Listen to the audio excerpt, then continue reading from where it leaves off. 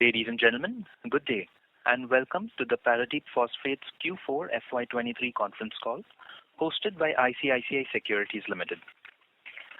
As a reminder, all participant lines will be in the listen-only mode. There will be an opportunity for you to ask questions after the presentation concludes. Should you need assistance during the conference, please signal an operator by pressing star, then 0 on your touchtone phone. Please note that this conference is being recorded. I now hand the conference over to Mr. Aniruddha Joshi from ICICI Securities. Thank you, and over to you, sir. Thanks, Darwin. On behalf of ICICI Securities, we welcome you all to Q4FY23 results conference call of Paradeep Phosphates. We have the senior management represented by Mr. Suresh Krishnan, Managing Director, Mr. Alok Saxena, General Manager and Head of Corporate Finance, and Mr. Susnato Lahiri, DGM, Strategy, Investor Relations and ESG. Now I hand over the call to the management for the initial comments on the quarterly as well as FY23 performance, and then we will open the floor for question and answer session. Thanks, and over to you, sir. Thank you. Good afternoon, everyone. Thank you for joining us for the Q4 and FY23 results conference call of Paradeep Phosphates. We have uploaded our earnings presentation and press release on our website and on stock exchanges. Hope you had the chance to go through them. We will begin this call with a brief discussion on our performance and financial results of Q4 and full year FY23, and we would be happy to take any questions post that. Well, fiscal year 2023 has been a landmark year in the history of Paradeep Phosphates. We made a successful debut on the stock exchange in May 2022, and now we are closing our first fiscal year with a new set of operational benchmarks and accomplishments. Well, friends, just to remind you, May 19, 2022 last year was the day when our issue closed, and we were listed on May 27 of 2022. Coming to the performance highlights, during the quarter, the company has delivered a quarterly revenue of rupees 37,136 million, registering a year-on-year growth of 93%, led by growth in volumes. Our EBITDA for the quarter stood at 1,603 million, registering a year-on-year growth of 36%. Profit after tax for the quarter was rupees 100 million. The profitability was softened due to the reduction in the overall subsidy and a one-time expense of 422 million towards our Goa site, which was paid towards registration of land and certain lease rentals during the quarter. Total fertilizer production during the quarter was 620,884 metric ton, registering a strong year-on-year growth of 124%. We have now fully integrated both our sites at Paradeep and Goa, and we have been able to operate both sites at optimal utilization in Q4 just as in Q3. In Q4, our Goa site produced 249,000 tons of finished fertilizers, including 121,691 tons of urea and various grades of NPKs. Our Paradeep site has produced a record 371,441 tons of finished fertilizer, an increase of 34% compared to that of the same quarter in the previous year. On an annual basis, the company has delivered a strong top-line performance, notwithstanding challenging geopolitical and macroeconomic environment and pressure on key raw material prices. In FY23, the company has maintained a strong track record of financial performance, delivering highest ever annual sale of 133,407 million, registering a year-on-year growth of 70%. EBITDA grew by 26% to 8,921 million, with a profit after tax of 3,046 million. The Board of Directors has recommended a dividend of rupees 5 per equity share or rupees 10 per share for FY23, representing a payout of 5% on the face value and 13% on the EPS of FY23. Coming to our business update, well, the total production in FY23 was 2.032 million metric tons, registering a year-on-year growth of 63%. Total sales in FY23 was 2.029 million metric tons, registering a 64% year-on-year growth. As you will see, that the quantities that were manufactured by us, we have managed to convert them into sold products. During the year, we have strengthened our capacity by 150% to reach a run rate of 3 million tons of finished fertilizers effective December 2022. This includes 1.8 million tons per annum at the Paradeep plant and 1.2 million tons at Goa plant. The remainder of the ongoing captive projects of both captive phosphoric acid along with enhancing the capacity to 5 lakh tons at Paradeep site and the installation of the fourth evaporator are on track and are expected to be completed by the end of Q1 FY24. These projects will further aid our backward integration and capability leading to higher profitability. Throughout the year, we have successfully produced a wide variety of complex fertilizer grades across both our Paradeep and Goa sites, thereby improving our farmers' choices in their application of soil and crop-specific nutrition. In fact, our Goa site has produced a total of 8 varieties of value-added NPKs during FY23.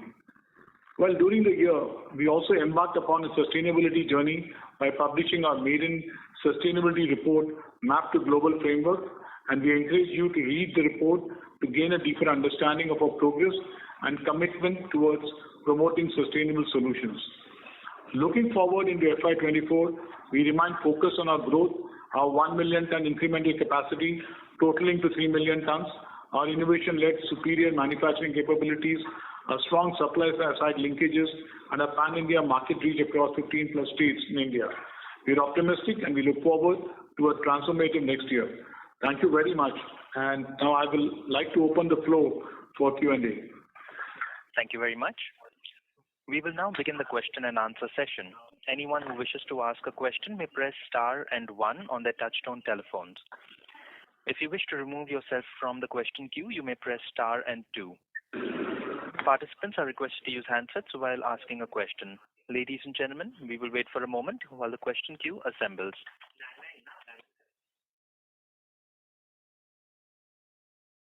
Ladies and gentlemen, to ask a question, you may press star and 1.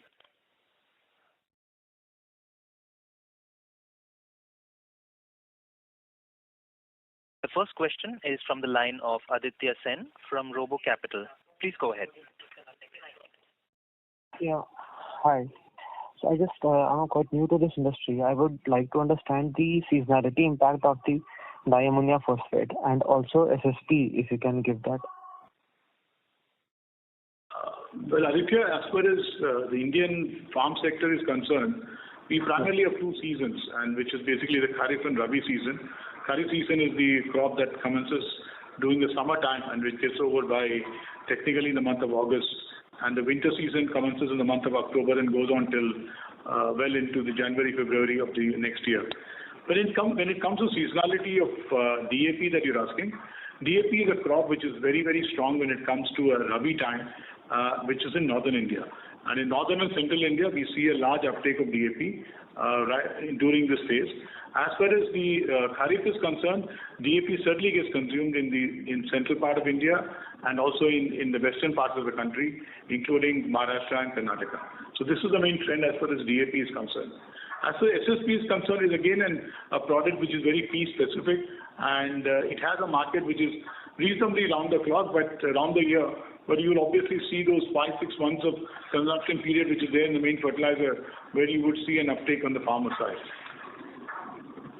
Which are those 5-6 months for SSP? From August to December? Well, exactly. I think when you look at the overall time, the peak consumption in India, the window is actually July to December. I mean, if you look at that as a consumption period, right across all fertilizer grades, you would see good uptake happening in the non-urea space. Okay. Yeah, understood, sir. Thanks a lot. Thank you. Ladies and gentlemen, if you wish to ask a question, you may press star and 1 on your touchtone phones at this time. The next question is from the line of Deepak from RM Shares and Stocks. Please go ahead. Good evening, sir. Am I audible? Yeah, very much. Okay. So recently there's been a reduction of subsidy. So is there going to be any impact of this on the bottom line for a company? And the second question is, when can we see shareholders' value increase than the bottom line? Well, the first point is, as far as the industry is concerned, looking forward today, I think there has been a reasonably good correction in the raw material prices, which is leading to expansion in margins. So we believe that this margin expansion will come and play out in a positive way. And as you know that this current subsidy announcements which have been made, they're valid till September 30th, 2023. And we are expecting that if in the event of any major changes in the raw material prices, that is if it goes upwards or otherwise, there could well be a further support from the government coming in or a withdrawal which could also happen. At the same time, there is also a clear indication that there's also a possibility that in the second season, which is the Rabi season, you could even see if the price increase happens in the global market, we could also see a price increase in India. So when it comes to margin expansion, I think this is a year where we are seeing stability. I think for the benefit of everyone, it's very important for us to understand two very clear parameters. One is when you have a cycle where all prices are going up, obviously that volatility affects the overall performance of the sector in general. What we are seeing now is a trend over the last 6-7 months, a reduction in the prices. Over the last year, if you look at it, the marker which is DAP, which is $1,000, has already come below $600. Whereas the ideal situation that we all look at from the industry perspective is DAP coming down to a level around $450. So there is still a $150 correction which is there in the sector, which one expects that one would get to see during the next 6 to 9 months' time. And once that kind of a scenario builds in, then you have a phase of stability, and the stability both in terms of prices and also profitability. At this juncture, I would like to just highlight that Government of India has ensured that there is no farm level inflation, which means that the farmers have been getting the same price for a much longer period, and they have taken quite a bit of the increases to their own books. And that has been the trend so far. So with the decrease which is happening, we believe that there will be correction from the government of subsidy as and when there is a steep correction in the prices. But the stability will be there and the profitability will certainly be there in the industry. So you can see that this year looks positive and interesting, yeah. Thank you, sir. But what about the bottom line, sir? Bottom line, this year we can see a better bottom line? Well, the trends are, as far the industry is concerned, given that the raw material prices are going down, there is a positive trend which is emerging, and this trend is going to get consolidated from the month of June onwards. Because you always have a lag between the global prices and by the time you buy the raw material at those prices. So you're going to be seeing that going forward from certainly from some part of the Q1, but good bit of Q2 onwards. So all the expenses have been met out, sir, for the different lines. So one-time expense you were telling about in the earlier time. As far as our acquisition-related BTA is concerned, we have completely closed out. We now have all the approvals. And the last quarter, that what the one-time expenditure that we saw was primarily the final payment of stamp duty for various fixed assets and both movable and immobile assets that we had acquired and which had to be paid to the government. This was post-valuation done by the local government in Goa. Thank you, sir. Thank you. Participants who wish to ask a question may press star and 1. The next question is from the line of Dhruv Muchal from HDFC Mutual Fund. Please go ahead. Yes, sir. Thank you so much. A few, related to numbers. The other income seems very high this quarter. If you can explain, please, sir. The other income was only certain provisions that we are keeping, which has been taken back, which we have been building over the years itself. That's all. So it was just a provision that we had in our books that we had to get back. Yeah. Okay. So the provisions related to the previous year or for the current year? No, the current year. Okay. So part of that amount is in the expenses, and then there is a reversal in the other income. Absolutely. Yeah. Okay. Got it. And so the overall EBITDA, looking at this quarter, I'm not including the other income because probably part of that other income is related to the earlier quarters. The EBITDA seems a bit low. I believe you have taken the provision for the subsidy cut for the Jan to March period. Is it possible to share what that number is? And also, does it account for the actual subsidy announcement that the government has done, or there could be further some amount to this? Or some to be frank, you've already seen a reduction in EBITDA which has happened, and which is because of the fact that we have provided for it. And I would say that we've made an adequate provision as far as the subsidy amounts are concerned. Okay. So the reduction primarily adjusting for that 40 crores, 44 crores of Goa is all to do with the QOQ reduction in EBITDA despite probably almost similar volumes. On top of that, what happens is under the accounting standards, whenever you buy movable and immovable assets under the business transfer agreement, you can't capitalize those expenses.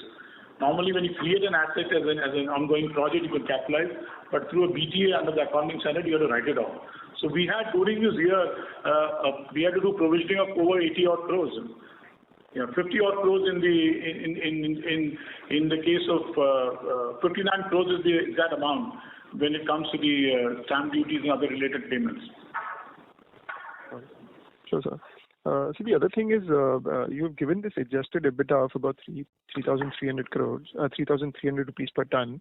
Now, I believe this is adjusted for the subsidy revisions which the government has done for Jan to March period and also for the subsequent periods. Now, not trying to extrapolate from this quarter levels, but the volumes are reasonable. You're running at full utilizations. So, how do you look at sustainable EBITDA per ton now going ahead? Well, if you look at the future for us, the first and foremost thing that's happening to us is that we today clearly have 1 million ton of additional volumes available. This is an incremental volume which is available. So that's going to directly play up and support towards increasing our EBITDA. That's the first one.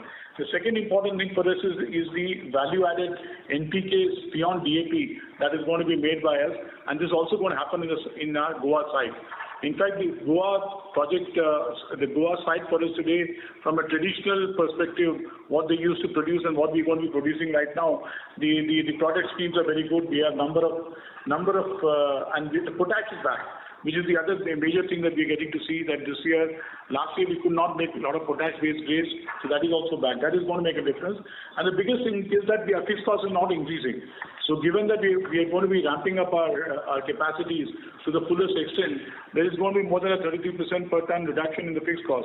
So all this is going to look at getting us back into a sustainable numbers. And I've always felt, this is a cyclical industry where you really get to see margins going up and down based on raw material prices.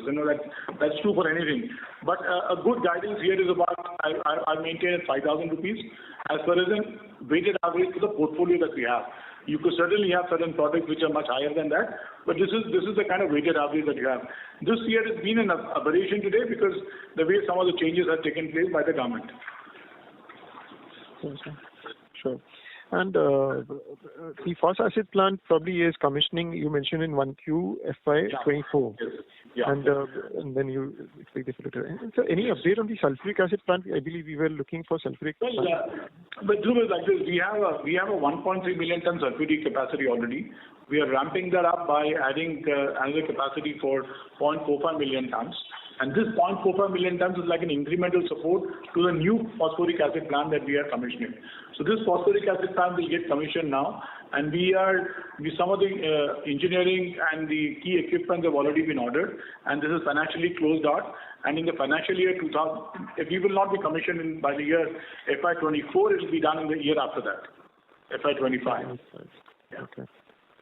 And so if you can also please guide for FY20, I have two questions, 24 and 25 capex, if you can guide for please.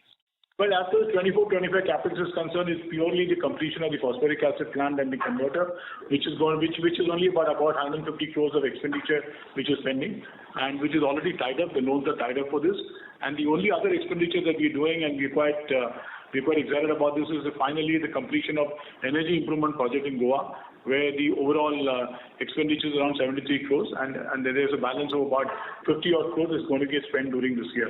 These are the main capex which we have, which will directly start also adding profitability to the company. With regard to the capex that we're doing on sulfuric acid plant, our estimate is that during the year we will end up spending about 80 crores. So if you look at on the whole, we're looking at about 280 crores of long-term capex, which are going to be incurred during this financial year. Yes, I got it. And so one last thing is we have seen the subsidy amount increase again. Is there a change in how the government is thinking again about the subsidy disbursals, or is just the probably last month thing and you get It was the last month thing. To be frank, the March 31st payments were all fully paid out in the month of April. So they have not come back and reduced any or held back any subsidy. But in general, what has happened for us is that per ton subsidies increase. So given that the per ton subsidies increase, you would always see that the gross amount is going to be larger. That's number one. And number two is our volumes are increasing. So that's again adding up to the entire thing. So I think normalization of subsidy is basically in our view 1 year away.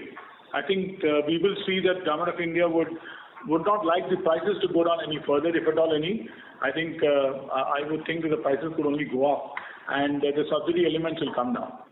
And just for in case somebody has this question in mind, the most important thing for our industry is the pricing hierarchy. When you look at the phosphatic industry, you need to have higher the grade, the higher the price.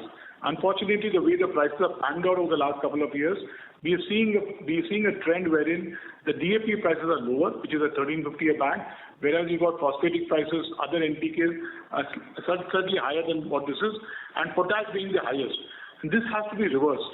And I think that reversal is very important to ensure that the farmers' behavior at the marketplace is intact and the soil nutrient management gets to be done in the proper way.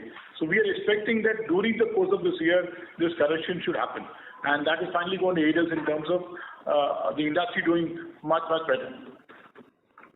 That's helpful. So just to clarify again, the subsidy amount is largely cleared. The outstanding as of March is largely cleared in April. Yeah. Okay. Perfect, sir. Thank you and all the best, sir. Thanks. Thank you. To ask a question, ladies and gentlemen, you may please press star and 1. The next question is from the line of Rohan Gupta from Nuvama. Please go ahead. Hi, sir. Good afternoon and congratulations on good set of numbers.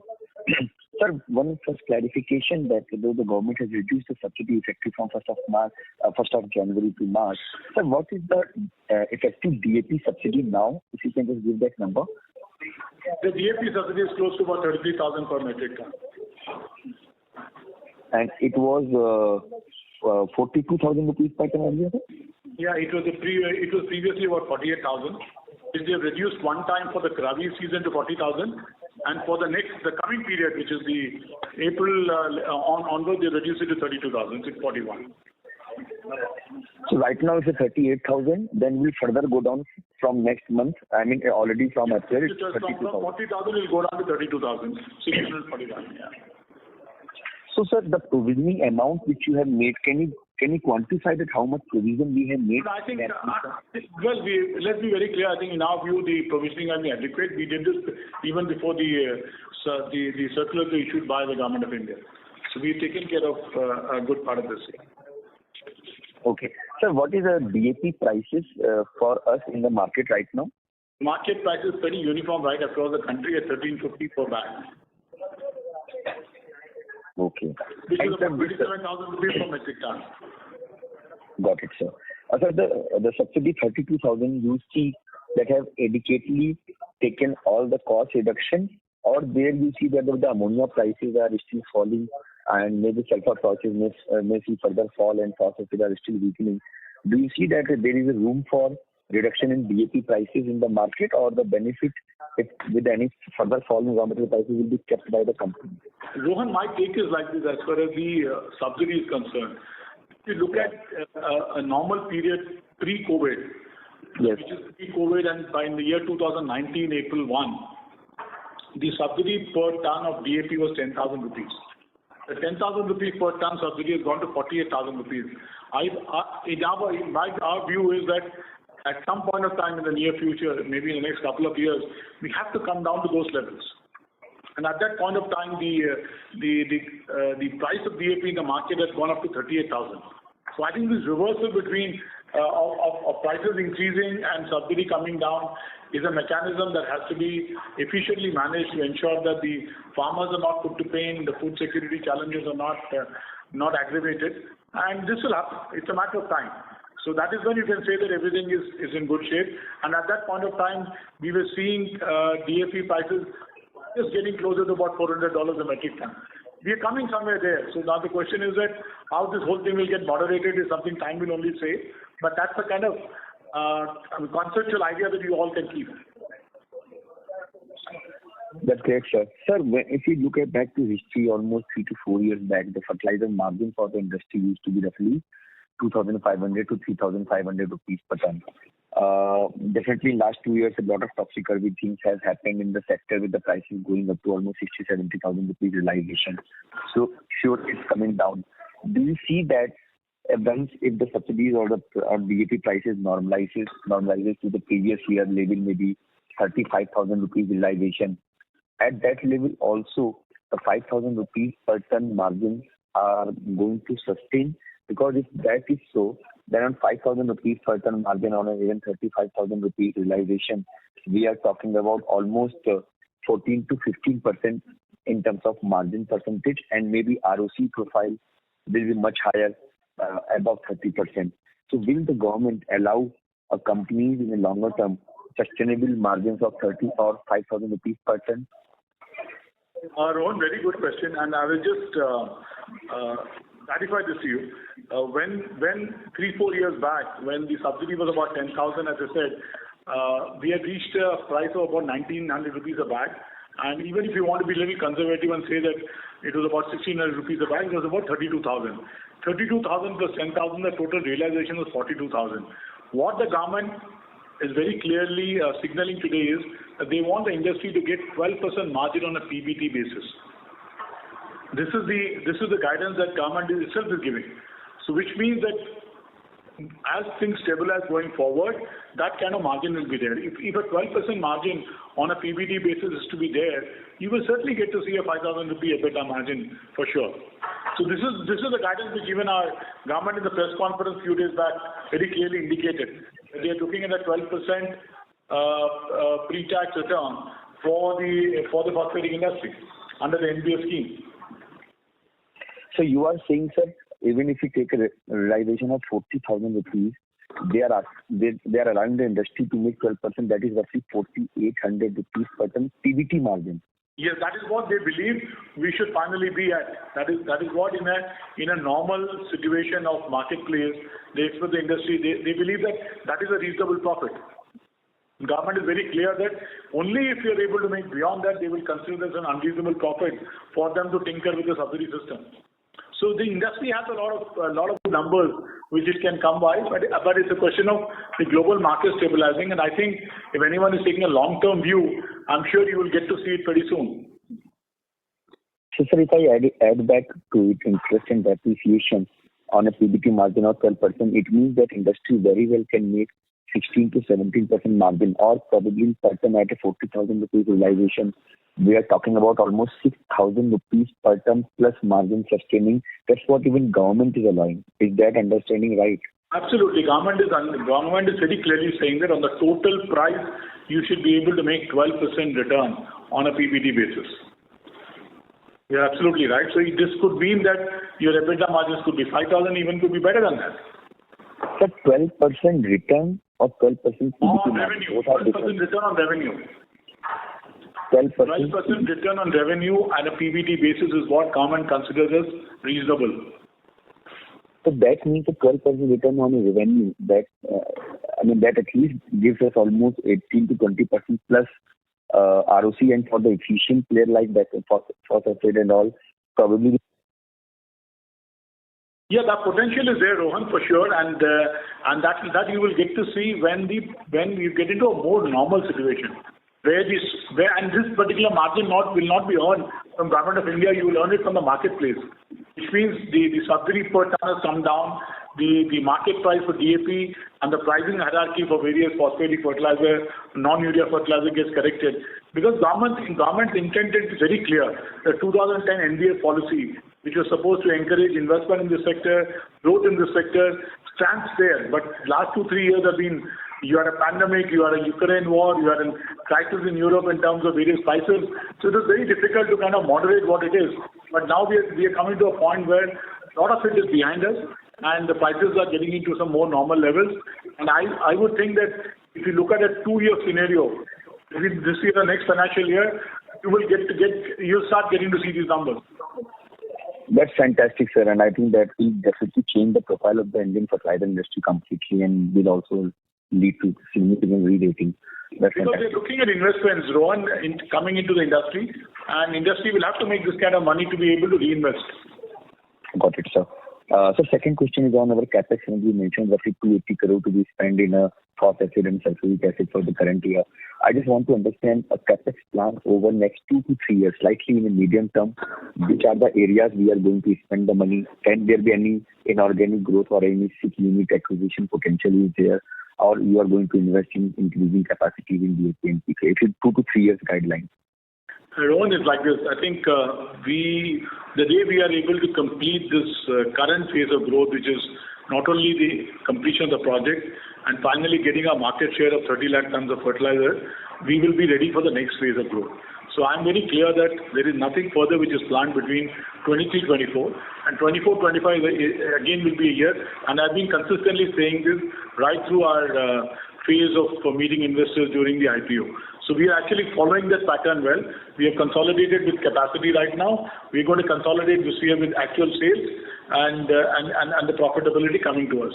When it comes to what will be our priorities, I personally believe that backward integration continues to be a strong priority for us, and then we'll continue to look at that.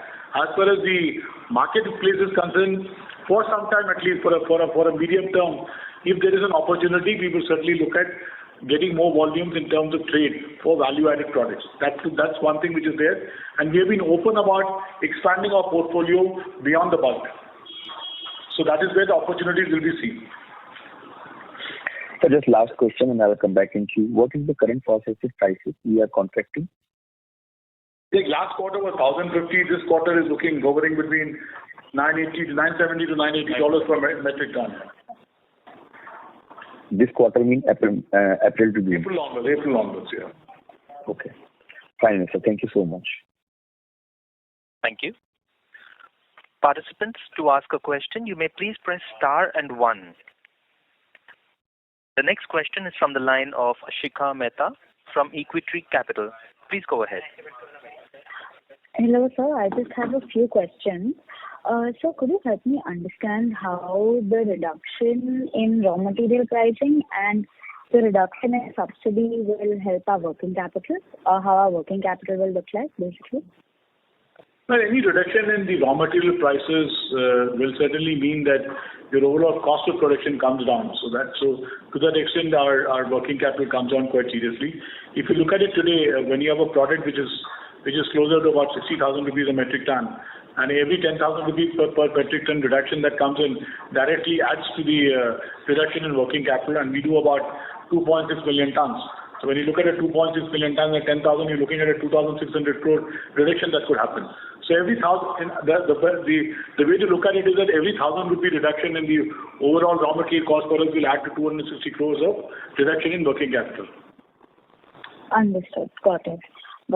And so can you also help me understand the percentage of reduction in the subsidy versus the reduction in cost? Is it in line, or is there still some gap? Well, I have answered. See, Shikha, when I was explaining to in the previous question, the way to look at this is that how does your we may be at a margin level of say a 5 or 6% on a PBT level.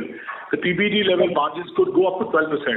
So one would expect that every time you have a reduction which comes up in the raw material, not that everything is mopped up equally to reduce your subsidy.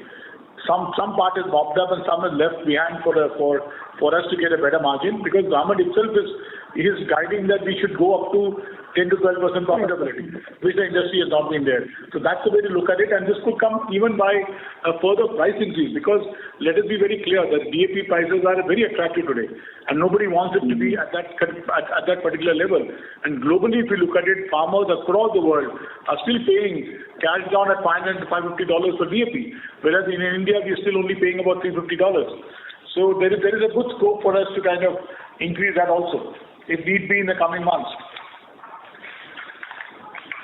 Okay, so currently there is still gap, right? That's the right way to look at it. Yes. And so we're almost midway through Q1. So how is the demand looking? Well, the demand actually picks up. Right now, this is still a placement time where you do get primary sales, and the actual demand for the season comes only by the end of the year, end of the quarter. Right. And we are expecting good monsoon. The good thing is, as per the forecast and monsoon that we are going to have 96% of the long-term average. And the reservoir levels are looking good, and the moisture levels are looking good. And the field study that we have done through our sales team, the farmers are looking optimistic as of now. And given that there is good support coming from government on all ends, so I personally believe that the optic is going to be strong. Okay, great, sir. Thanks so much. I'll come back in the queue. Thank you. Ladies and gentlemen, please press star 1 to ask a question. The next question is from the line of Aniruddha Joshi from ICICI Securities. Please go ahead. Yeah, sir, what you just clarified about the monsoon, we see very differing views on the monsoon this year. So, just going a bit more granular, which are the states do you see that there can be issue in terms of monsoon, and which are the states which are expected to be relatively immune or safer? And secondly, what are steps he has done, additional steps to in a way counter whenever it may happen? Also, last, do you also see any working capital stroke trade margins, or has it been seen historically whether the trade takes advantage of such difficult macro conditions to in a way? So sorry to interrupt, but there seems to be a disturbance on your line. That's my question. Yeah, thanks. Yeah, I think there is a disturbance which is coming in. Anirudh, if you want to put yourself on mute, I can respond. Yeah, okay, thank you. I think, Anirudh, from what I'm understanding, that your concern is that which of the states you believe could be safe and which of the states which will not be safe. Let's be very clear that there are states where agriculture is done based on irrigated water. There are states where agriculture is done based on the rains coming in time. That's the first point. So when it comes to larger states like when you look at Karnataka, Telangana, Andhra Pradesh, even good parts of Maharashtra, you have reservoir levels which are looking good. You technically, whenever you see a strain in rains, there are regions like Marathwada would do okay, but when it comes to the Vidarbha region of Maharashtra, you sometimes get to see a stress. And I personally believe at this point of time, given what kind of reservoir levels are there, I think farmers are looking to be quite optimistic. That is the first point. And we are present in 15 plus states. We have a pan-India presence. So we have an ability to reach out to certain other states where the water conditions could be far better. So I'm not really, so for us on an overall basis, we're looking okay. And the crop prices have been good, higher than MSP in most of these states, and this will also giving a lot of support to the farmers in terms of what they need to do. So this is a good year, and they've had some interesting situations when it comes to cash crops, and I think most of the states where the cash crops are there, where they're irrigated, I think they will take they will go ahead and look at consuming fertilizer. And over the year, we've also noticed that the monsoon gets delayed, but it also gets spread over the year, and you finally end up getting a good amount of rainfall in the country. So it is important to realize that sometimes the season do get extended. It may be that what we look at between June, July, August could well get into end of August or early September. But that kind of an adjustment is something that we are seeing that farmers are adapting themselves quite well. Okay, understood, sir. Very helpful. Thank you. Thank you. Ladies and gentlemen, if you wish to ask a question, you may press star and 1. The next question is from the line of Tanmay from Mirae Asset. Please go ahead. Yeah, hi. Thanks for the opportunity. So just one question on the EBITDA that we have reported. If I add back the one-off provision, we have reported almost 140 crores EBITDA in Q4. So the difference on QOQ basis, would it be fair to assume that the entire thing relates to the provision that we might have made for the subsidy? Yeah, I think there's a large amount of impact is basically coming from the fact that there have been provisions which have been made, yeah. So, sir, roughly 200 odd crores would be the provision if I calculate it that way. And based on, I'm not sure of the blended amount of reduction on the subsidy that has happened. But as you indicated that around 8,000 rupees has been cut on DAP, if I just calculate that, around 3 lakh tons of inventory in the channel on which we would have taken a provision. So is that correct sort of working that we can do to... The channel of about 2.5 lakh, and you're right. I mean, we have done that, yeah. So that is a normalized level of inventory that we maintain, or do you think that is... Well, Tanmay, the normalized level for Paradeep Phosphate will get established as we go forward because we have stepped up from a 15 lakh player to a 30 lakh player. So when it comes to that, I mean, we will look at an off-season where about 2.5 months of subsidies of material will be there with us. So the question that really comes up is what kind of material, what product mix and all that. But during the coming year, the next 4 quarters, you will get to see that we will be establishing for ourselves a new levels of inventory that we will have to carry given our capacities are having come. But at the same time, I'm happy to report that we have done all our primary sale for what we produce, and which has been a good thing for us. Sure, sir. Thanks. Thank you. Participants, to ask a question, you may press star 1. The next question is from the line of Rohan Gupta from Nuvama. Please go ahead. Hi, sir. Thank you for the follow-up. Sir, there is a lot of buzz about the nano DAP and all. You also mentioned that you may have planned a non-bulk fertilizer. Just wanted to understand, do we have any thought process on this nano urea or nano DAP, or what non-bulk fertilizer you are referring to? Well, Rohan, as far as nano is concerned, please keep an eye on our website. I'm sure you will see some announcements soon. Apart from some nano DAP, do you see that there are opportunities in other non-fertilizer businesses for us to grow investment opportunities? We believe that both nano DAP, nano urea and few other products which are non-subsidized are likely to be offered by us going forward. Sir, if you can just give some more light on nano, it's a slightly new product and we have understood from the market that there is a high acceptance from the farmers, but different markets, different feedback. Where do you see that these markets will be growing, and what can be the opportunity? We understand it cannot completely replace the chemical fertilizer, but can be used as a substitute. Cannot be used as a substitute, but also will be used along with the chemical fertilizer. So, not only for the company perspective, but for the country level, where do you see that the market size can be created 4%, 5% of the chemical fertilizer right now? If you can, sir, share some number on there. Well, Rohan, when it comes to nano fertilizer, the product that we are looking at is slightly different from the products which have come up in the market so far. So I think as and when we are ready to launch, and we will certainly share all the details. And all that I would like to say is that our field work has been completed and our reviews by the government is also complete. So we are expecting that we will be in a position to come out with it in the near future. Normally, government takes a few months to clear these kind of proposals.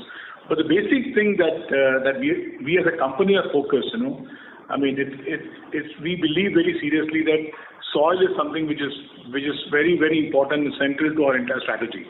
I mean, soil, in a way, we even believe that soil is our customer. And when it comes to soil, the basic thing that we need to look at is the nutrient use efficiency. I think that is where the entire focus should be. And I think some of these products, whether organic or nano, all this goes a long way to kind of support the nutrient use efficiency when it comes to the soil itself. And the important, so that's the way we would like to look at it. When it comes to replacement, I can give you only a global average. Specialties consist of about 10% of the bulk. So if you put all these categories as specialties, then you could well imagine that these specialty categories would kind of replace 10% of the bulk. So if you want to look at an urea as a product, urea is today about a 38 to 40 million ton of sales in India on the whole. So the potential of a nano could be 4-5 million tons. And the way government has been also looking at this is that if you have a manufacturing capacity of 30 million and we are importing about 8 million tons of urea, it is good to reduce the imported component by shifting that into nano. So nano's potential in India if you want to define it's an 8 million ton potential of replacement of a traditional product. That's very helpful, sir. Thank you once again. Thank you. Participants, you may press star and 1 to ask a question. The next question is from the line of Aditya Sen from Robo Capital. Please go ahead. So this is just a confirmation. The 12% margins that we were earlier talking about, which the government has suggested, is this only specific to phosphoric acid or for DAP and SSP also? This is not for SSP for sure. This is basically looking at all non-urea grade NPKs. For non-urea. Any idea on SSP? Not really. I think SSP also kind of, it's an evolving situation, I believe. I wouldn't want to comment on it because I don't have a capacity on that to really comment on that. Okay. Thank you. Thank you. Ladies and gentlemen, if you wish to ask a question, you may please press star and 1.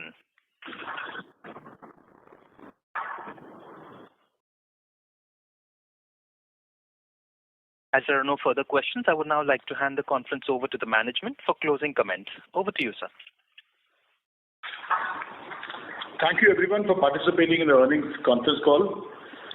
I'm sure we've tried to answer all your questions, and if you have any further queries, please connect with our investor relations team and we will be happy to address the same. I would only like to summarize our position looking forward. And as I had mentioned in the call, we are very optimistic about the way things are shaping up in future, primarily given the fact that the fertilizer raw material prices have been correcting, and we also believe that our incremental volume that we have in hand, once they convert into a market share, we as Paradeep will be a very interesting company from the perspective of all stakeholders. We look forward to continuing to be engaged with you all. Thank you. Thank you. On behalf of ICICI Securities, that concludes this conference call. Thank you for joining us, and you may now disconnect your lines. Thank you.